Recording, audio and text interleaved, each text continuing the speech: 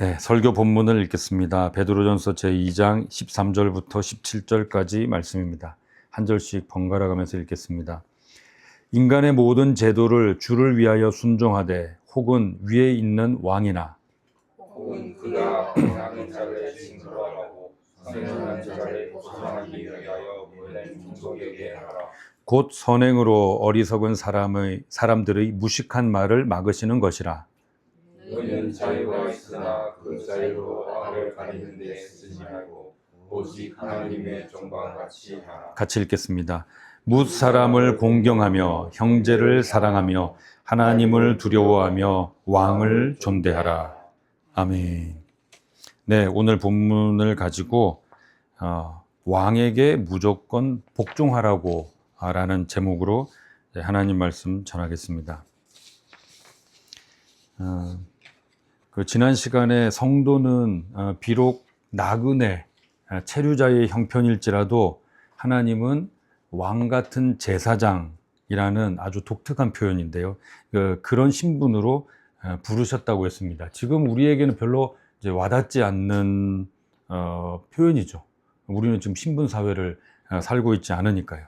네. 그러나 그때 당시에 사람들 입장에서 이 표현은 왕 같은 제사장 그러면은 옛날 우리나라식으로 하면은 옛날 그 고조선의 단군 왕검입니다. 당신들은 단군 같은 사람이요, 단군 왕검 같은 사람이요, 라는 겁니다. 그러니까 제사장이며 왕, 군장까지 겸직했던 당신들은 그렇게 중요한 사람이요, 그렇게 참 귀한 사람이요, 이제 그런 얘기를 하는 건데요. 그래서 그런 삶을 살라고 했는데, 그래서 그때 당시에 왕이나 제사장 같은 그런 정치적 특권층, 종교적 특권층 같이 위에서 지배하고 군림하고 섬김을 받고 살라는 내용이 아니었죠. 도리어 죄인을 섬기셨던 예수님의 본을 받아서 세상을 사랑으로 섬겨야 된다, 이제 그런 가르침을 전했습니다. 뭐 좋은 마음으로 예수님의 은혜 생각하면서 그럴 수 있다고 생각해요. 그런데 그렇게 세상을 섬기면서 그렇게 산다고 했을 때 우리가 걸리는 문제가 하나 있습니다. 그게 뭐냐면 세상의 질서, 또 그 개별 국가의 법규, 법률이나 규칙 이런 것과 모종의 충돌이 일어난 것 같은 상황이 벌어졌을 때 그럼 성도는 어떻게 해야 되는가? 그 세상을 섬기라 그랬는데, 특히 오늘 본문에 또 묘한 표현이 있거든요. 이게 아주 좀 해석상 논란의 여지가 있는 그런 표현인데요. 하지만 전체적으로 이 본문을 잘 살펴볼 때 그 부분에 대해서 원칙적이고 총론적인 이야기를 베드로 사도가 잘 전하고 있습니다. 이제 그 부분을 오늘 살펴볼 텐데, 이 베드로전서를 시작하면서 그 배경을 말씀드렸습니다. 당시 로마에서 있던 기독교인이 그들이 그 독특한 이제 그 신앙, 그들이 보기에 독특했죠. 다른 사람들이 보기에 독특한 그런 신앙 생활을 하고 있는데 로마 이 집권층 입장에서는 이 사람들이 달갑지 않은 거예요. 그래서 이 사람들이 오히려 해가 되니까, 불편하니까 로마로부터 추방을 시켰습니다. 그래서 이 사람들이 그리스를 거쳐서 튀르키예 지역까지 그곳에서 이제 흩어져 있는 그런 상태다, 이제 그런 말씀을 드렸습니다. 근데 오랜 박해를 거치면서 대다수의 기독교인들이, 그러니까 여기서도 추방당하고 순례자의 역할, 그러니까 순례자처럼, 그 체류자처럼, 거류민처럼, 그냥 떠돌이, 나그네 이런 취급을 받다 보니까 기독교인들은 스스로 자기를 보호하기 위해서 어떤 생각을 하기 쉽냐면, 그 존 버년의 철로역정에 나오는 그 순례자와 같은 의식입니다. 왜냐하면 세상이 나를 자꾸 푸대접하잖아요. 세상은 나를 멸시하잖아요. 그러니까 세상에 대해서 세상은 장차 망할 송이야. 난 여기에 미련이 없어.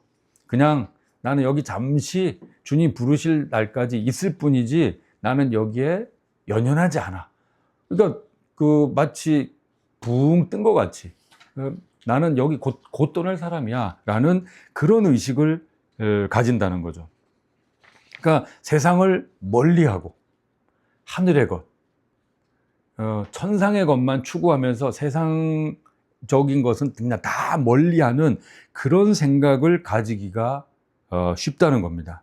그런데 그렇게 근근히 각처에 흩어진 성도들이 버티고 있는데 그런 성도들을 신앙적으로 위로하고 격려하기 위해서 쓴 편지가, 그리고 그렇게 해야 되는 베드로 사도가 13절에 시작하면서 뭐라고 했습니까?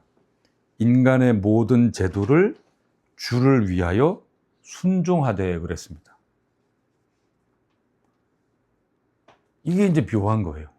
아니 지금 이 인간의 제도, 법규 이런 것 때문에 우리가 지금 쫓겨나가서 이렇게 푸대접 받고 이렇게 힘들게 살고 있는데 순종하라니.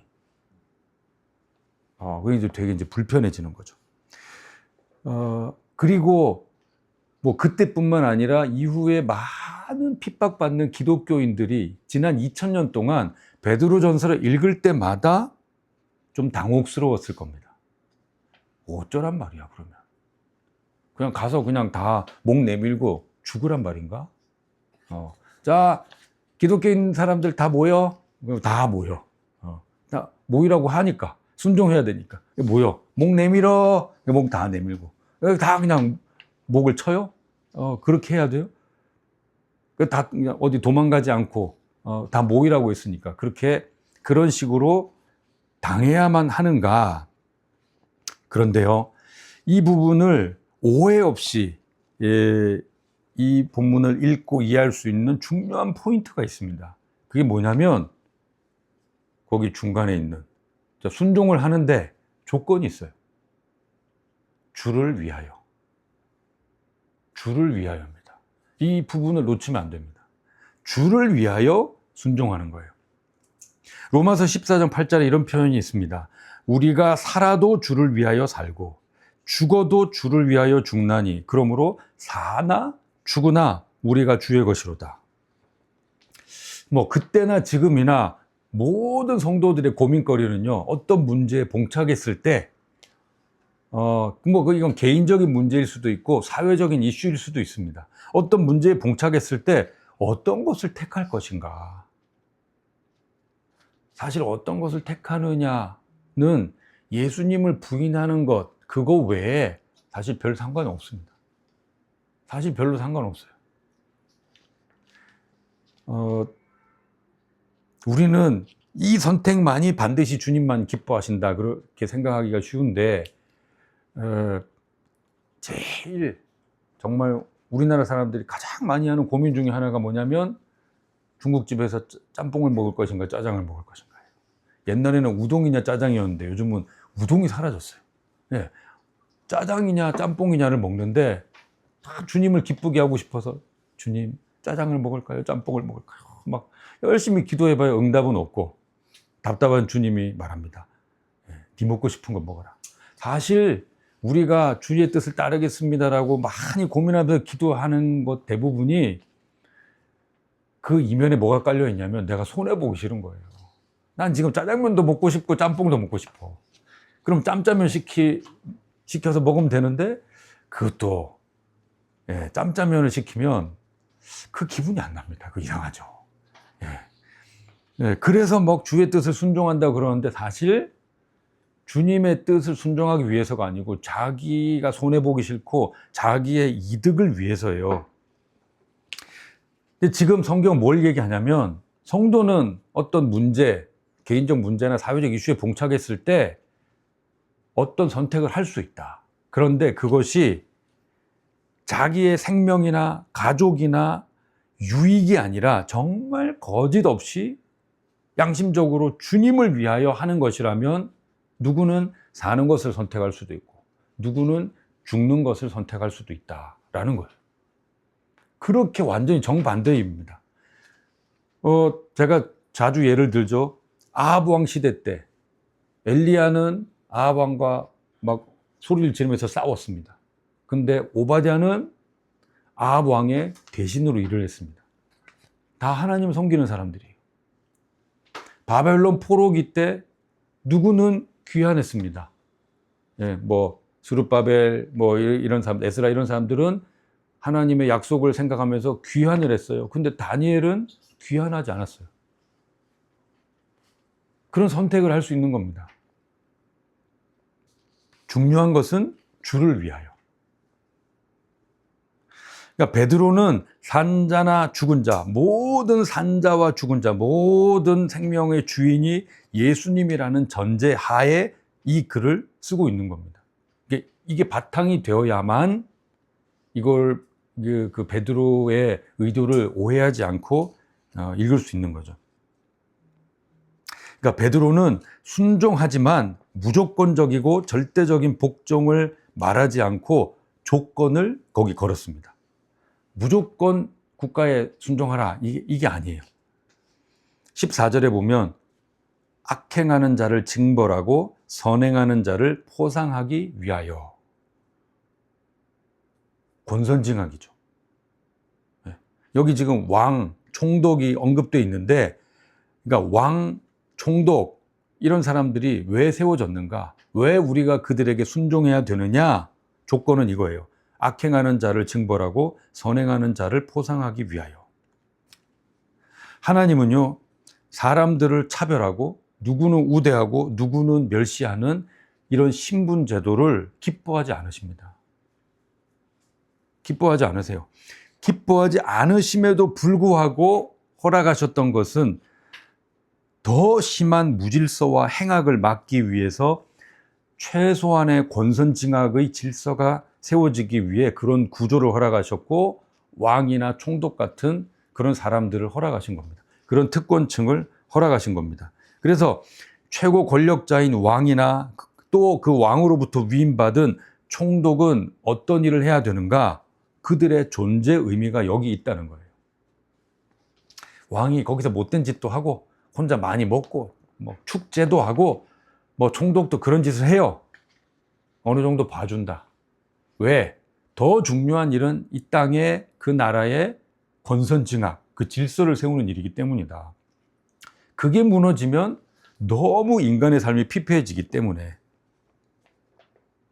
그래서 베드로는 여기 안에서 뭘 우리가 볼 수 있냐면요, 하나님이 온 세상의 주권자이며 질서 유지자다.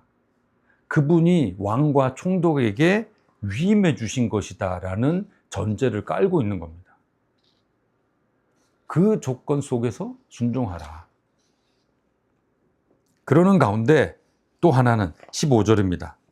선행으로 어리석은 사람들의 무식한 말을 막는 것.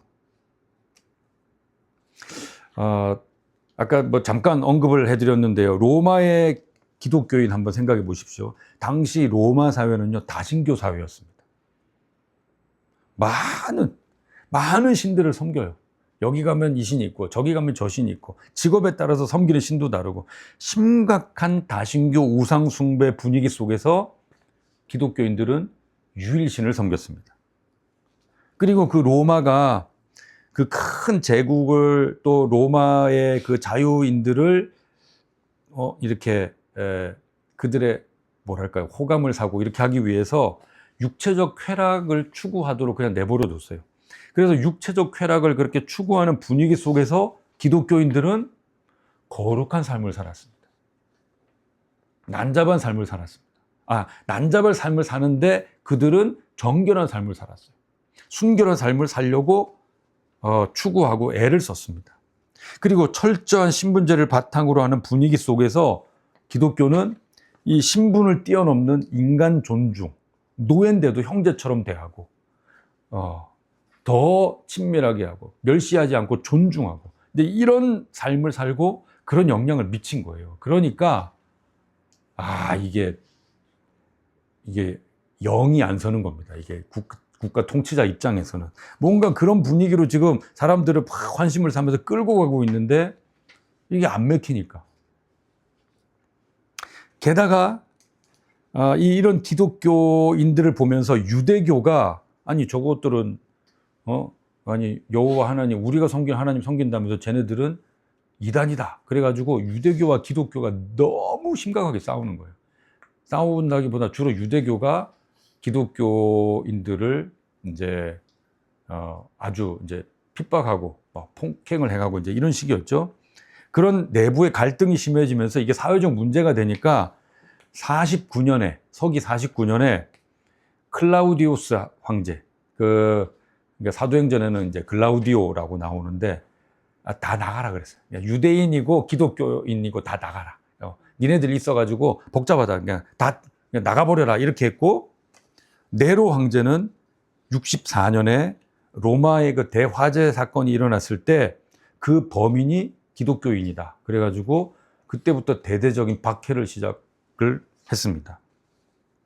그때 많은 기독교인들이 또 튀르키예로 이주했어요. 그러니까 49년에 왕창 나갔는데 그 안에서도 계속 또 기독교는 생성되고 있었으니까.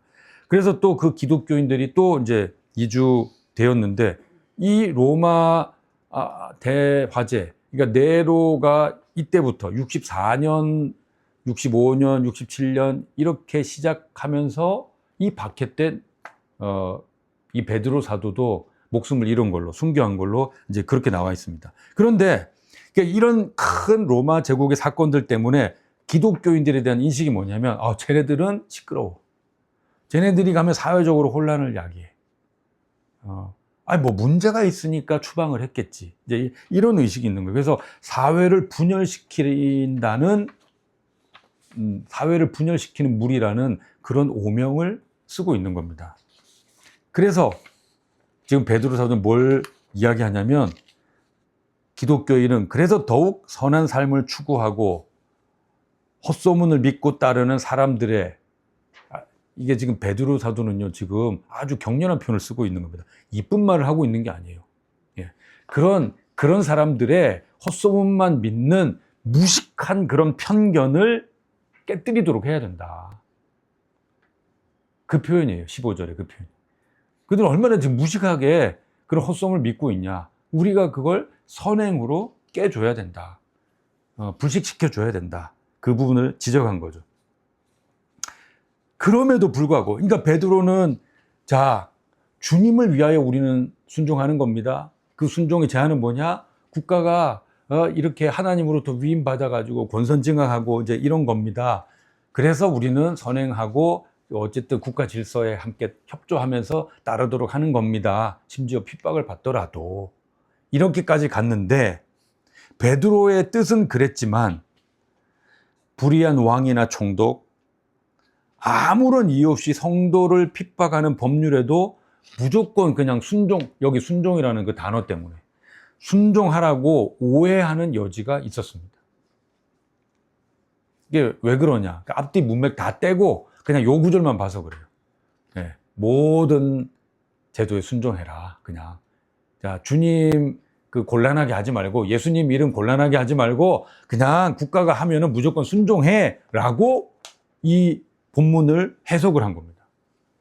그래서 이 구절을 이렇게 오해했기 때문에 과거 우리나라 그 쿠데타나 군사 정권의 참 여러 가지 어려운 일들이 있는 가운데 한국 교회가 어떤 일을 했는가? 예, 여호수아이십니다. 이런 아부를 하면서 그 근거 구절이 뭐냐? 바로 이거예요. 아니, 다 말씀해 봐라. 이 제도에 다 순종하라고 하지 않았냐? 오늘 본문 마지막에 왕을 존대하라고 하지 않았냐? 그러니까, 자, 성공하셨는데, 쿠데타 성공하셨는데 지금 왕이신데 어떡하냐? 자, 이게 축복해드리고 손들어드리고 해야 된다. 이런 식으로 받아들인 거죠. 그래서 성경은 본문의 앞뒤 문맥 속에서 읽고 해석하는 것이 너무 중요하다는 겁니다. 자, 16절 보세요. 오해 여지가 있으니까 베드로 사도가 바로 언급하는, 그러니까 이게 중간에 이렇게 핵심 단어들이 있습니다. 앞에는 주를 위하여다. 주를 위하여. 예수님의 이름을 기억해라. 이게 있고, 그러니까 주님이 창조주시란 거죠. 16절에는 너희는 노예처럼 절대적으로 순종하라. 그게 아니다. 너희는 자유가 있다. 그래요.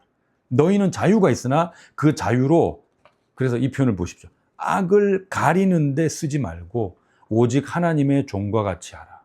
하나님의 종이 누군가요? 대표적인 하나님의 종 선지자들입니다. 불의를 보고 외쳤던 선지자들. 이게 뭐예요? 악을 가리는데 쓰지 말고 악이 행해졌어요. 예? 악이 행해졌다니까요. 그런데 그런 사람들이 정권을 잡았다고 그냥 다 복종하라고 했습니다. 순종해야 되니까 하지 말고 오직 하나님의 종과 같이 하라. 그러니까 바로 아랫절에 완전히 이 말씀이 어떤 진정한 의미가 뭔가를 이야기하고 있습니다. 베드로가 강조하는 것은요, 예수님에 의해서 성도에게 이미 부여된 양심의 참 자유입니다. 그래서 그 국가나 권력자의 권위에 무조건적으로 절대적으로 노예처럼 복종하라는 게 아니에요. 너희는 자유를 얻었다. 그런데 그 자유를 신앙을 가지고 있는 그 왕 같은 제사장의 그 영광스러운 직분을 악을 가리고 정당화시키는 것에 사용하지 말라. 너무 명백히 이야기하고 있지 않습니까? 악을 가리는데 쓰지 말라. 그래서 성도가 잘 따라야 할 것은 궁극적으로 하나님이에요. 하나님의 질서입니다. 악한 자가 악행해가지고 막 이렇게 엉망진창으로 이 질서를 흩뜨러 놓은 건데도 야, 이게 질서니까 이걸 따라 그랬을 때 그걸 무작정 따르라는 그런 의미가 아니라는 거죠. 그리고 그것을 또 더 잘 드러낸 것이 오늘 본문 마지막 17절인데요. 자, 우리 한번 읽겠습니다. 한번 읽어주세요. 시작. 사람을 공경하며 형제를 사랑하며 하나님을 두려워하며 왕을 존대하라. 네, 보통 이런 본문 읽을 때 우리는 뭐 늘 듣던 말이니까 무사람을 공경하며 형제를 사랑하며 하나님을 두려워하며 그래야지. 근데 턱 걸리는 게 뭐냐면 왕을 존대하라. 이때 당시 왕이 네로인데 네로가 다 막 두드려 잡고 쫓아내고 이 난리를 벌이는데 왕을 존대하라. 그러니까 아이고야, 그냥 이것만 보고 이렇게 되는 건데요. 이 부분을 잘 읽어야 됩니다. 이게 지금 성경은 고대 문서입니다. 그럼 고대 문서에서 그때 당시에 어떤 수사법을 썼는지 우리가 봐야 되는데, 제가 다른 성경 본문 보면서도 여러 번 이런 걸 말씀드린 적이 있어요.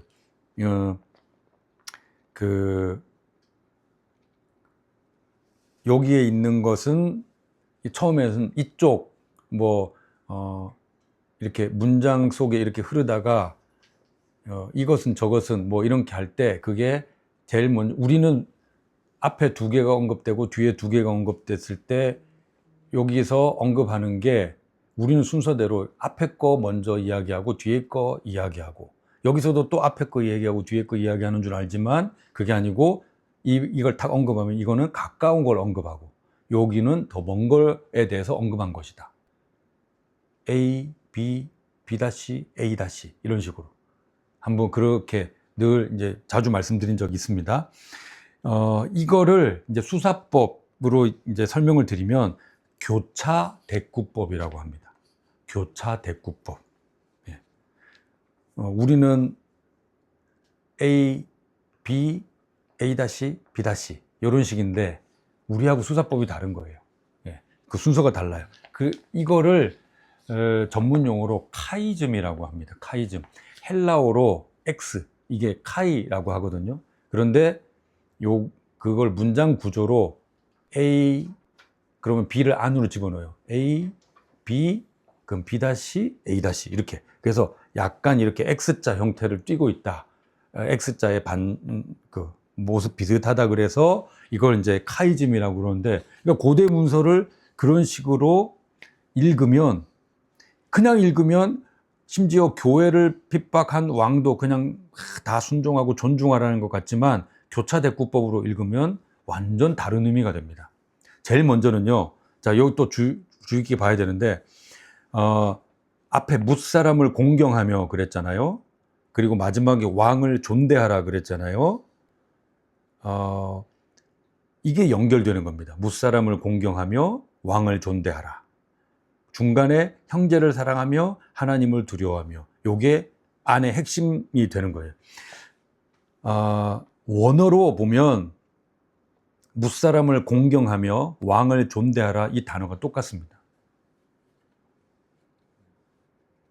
그럼 성경 지금 베드로가 무슨 얘기를 하냐면요, 이때 당시는 우리는 당연히 이걸 그냥 받아들여요. 그렇지, 뭐 인간은 존엄하니까 다 존중해야지, 이렇게 쉽게 생각하는데 이때는 신분사회라니까요. 자유인이 있고 노예가 있고. 그런데 베드로는 무슨 얘기합니까? 모든 사람을 존중해라. 뒤에 있는 표현을 하면 존대해라. 왜? 모든 사람은 왕이든 노예든 다 하나님의 형상이다. 하나님의 피조물이다. 그러니까 존대해라. 근데 그 똑같은 표현을 왕한테 쓰고 있어요. 왕을 존대해라. 이게 뭐냐면 왕의 명령 무조건 따라라 의미가 아니고, 모든 사람, 하나님의 형상으로 지음받은 모든 사람 중에 왕도 포함되어 있어. 엄청난 파격적인 메시지입니다. 왕도 그 중에 한 명으로서 우리가 존중하는 거야 라는 의미예요. 모든 사람은 하나님의 형상인 사람으로서 평등하다는 겁니다. 예. 그러니까 이런 의미에서 황제를 우상시했던 당시의 배경에서는 정말 파격적인, 거의 도발에 가까운 메시지인 거죠. 그 가운데, 자, 형제를 사랑하며 하나님을 두려워하며가 오히려 핵심 메시지인데요. 성경에서 형제는 누구냐? 같은 성도를 가리키는 표현입니다. 그러니까 성도는 존중하고 존대하는 정도 안 돼요. 사랑해야 합니다. 희생하고 사랑하는 대상이 성도예요. 그리고 하나님을 두려워해야 합니다. 그때 당시 분위기는요, 황제, 지금 신격화된 황제를 두려워하라, 이게 지금 경외라는 단어거든요. 그런데 아니, 하나님만 두려워해라. 그리고 왕은 하나님 형상대로 지음받은 그 모든 사람들 중에 한 명이니까 그냥 존중해줘라. 지금 그런 표현인 거죠. 왕은 존대하지만 하나님은 경외의 대상이라는 거예요. 오직 하나님만 숭배해야 된다. 그러니까 베드로는 지금 마지막, 본문 마지막 이 17절을 통해서 성도는 어떤 세계관을 가져야 하는가, 많은 사람들을 어떻게 대해야 되는가, 특권층은 어떻게 대해야 되는가, 그들은 하나님으로부터 질서를 유지하도록 위임받은 사람들일 뿐이다. 그런데 그 질서 유지가 너무 중요하니, 왜냐하면 이 세계는 하나님께서 지으신 세상이니까. 그래서 그들도 존중해줘라. 위임받은 일을 하는 사람들이니까 그들의 그런 부분에서는 그들의 이야기를 따라줘야 된다. 우리도 그런 선행이 드러나도록 해줘라. 그러니까 불이익을 당한다, 멸시를 당한다, 그래서 막 너무 안 좋게만 생각하고 거역하는 무리로 인식되지 않도록 사회 속에서. 본문이 이렇게 지금 흐르고 있는 겁니다. 말씀을 정리하겠습니다. 자, 오늘 본문은요, 한때는 교회가 세상 정부에 무조건 순종해야 된다는 근거로 오용된 구절입니다. 하지만 베드로는 세상의 질서와 법규에 대해서 오히려 참 자유를 얻은 자로서 하나님을 경외하는 핵심 가치 아래에서 이 하나님 중심, 하나님만을 경외하는 그 세계관 속에서 왕, 제도 역시 조건적으로 순종해야 될 대상임을 명백히 했습니다. 또한 황제 숭배 사상이 만연한 그 시기에 황제 역시 권선징악의 사명을 받은 한 명의 사람 이상의 존중을 받을 수는 없다. 하나님 앞에 만인이 평등하다 하는 것을 문자로 이렇게 너무 분명하게 남긴 거예요. 그렇다면, 자, 그때 당시에 이렇게 도발적으로 파격적으로 보이는 메시지를 남겼다면 신분이 없는 시대의 현대 교회는 어떻게 해야 될까? 더욱 성도 간에, 사람 간에 차별을 하지 말아야 되겠습니다. 정부나 법규도 하나님으로부터 위임받은 질서임을 인정하고 하나님을 경외하는 양심으로 순종하면서 사회 질서를 지키고 선행을 행할 의무가 우리 안에 있습니다. 그런데 정부가 노골적으로 악과 무질서를 행한다면 하나님의 질서, 더 우선적인 하나님의 질서를 따르는 차원에서 저항할 필요가 있는 거죠. 근데 여기에는 분명한 그냥 어떤 유튜브 하나 보고 부안해동하지 말고 분명한 점검과 지식과 확신이 있어야 되겠습니다. 이게 이념에 휘둘리지 말고, 뭐 그것도 그거지만 지금 우리 실생활 속에서 더 뼈저리게 와닿는 것은 교회 안에서도 특별히 돈이나 지위나 이런 것 때문에 사람들을 대하는 차별이 횡행하고 있다는 겁니다. 그런 부분에서 사실 뭐 그런 차별을 하는 사람들이 성도보다는 목회자들이 더하죠. 그런 부분에서는 참 부끄럽고 마음이 아픕니다. 다만 예수님이 영생으로 주신 참 자유의 이 고결한 가치를 되새기면서 그 고결함을 유지하고 감사하고 지키면서 살아가는 저와 여러분이 되기를 예수님의 이름으로 축원합니다.